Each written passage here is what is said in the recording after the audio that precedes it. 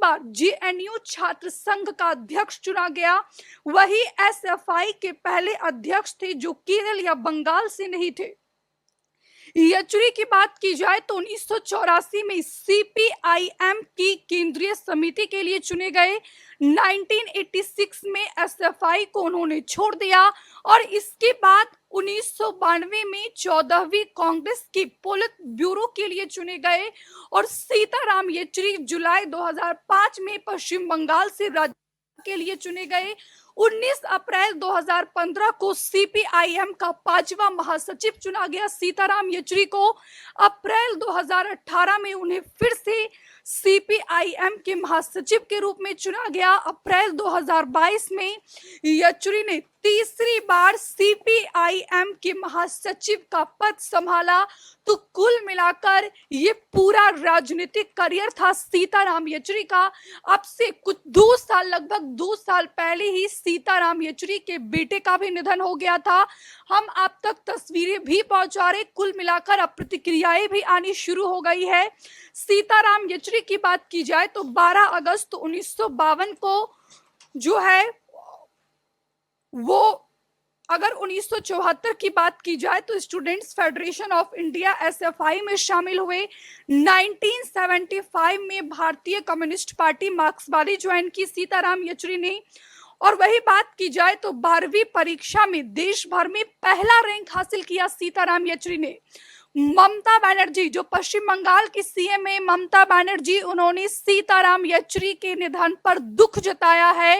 राहुल गांधी जो नेता प्रतिपक्ष है, उन्होंने भी सीताराम येचुरी के निधन पर दुख जताया है।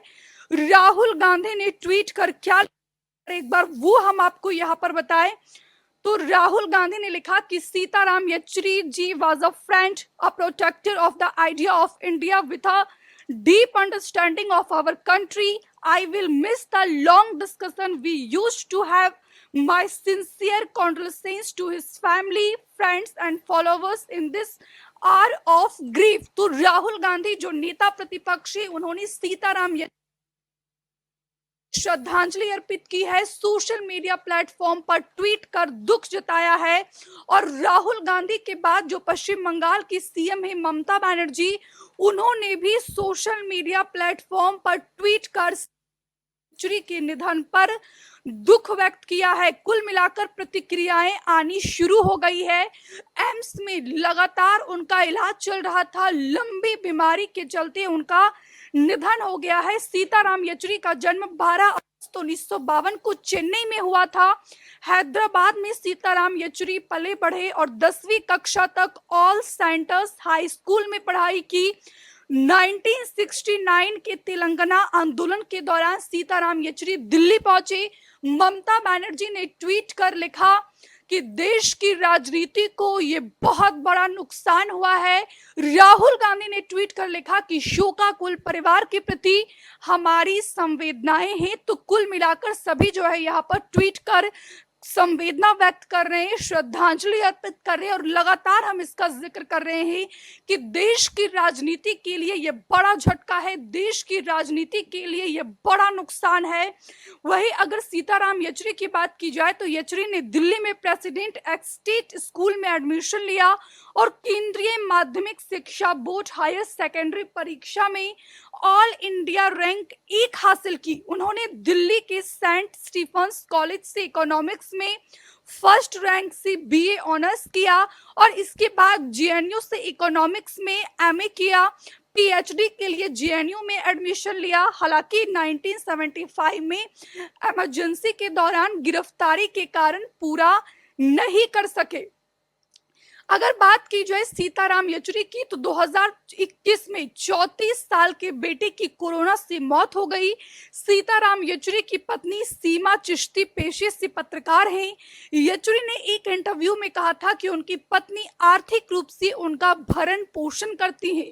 उनकी पहली शादी वीना मजूमदार की बेटी इंद्राणी मजूमदार से हुई थी और इस शादी से उनकी एक बेटी और एक बेटा है।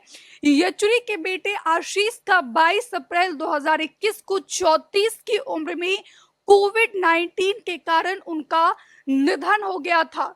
लगातार ये बड़ी खबर हम आप तक पहुंचा रहे हैं। दिल्ली एम्स में जो है वो भर्ती थे।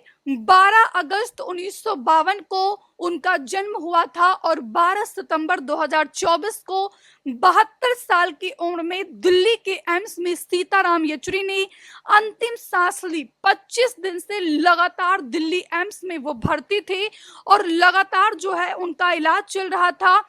और इस पर सीपीआईएम की ओर से एक बयान भी जारी किया गया है, जिसमें कहा गया है कि सीताराम येचुरी को सांस की नली में गंभीर संक्रमण हुआ था। डॉक्टरों की टीम उनका इलाज कर रही थी।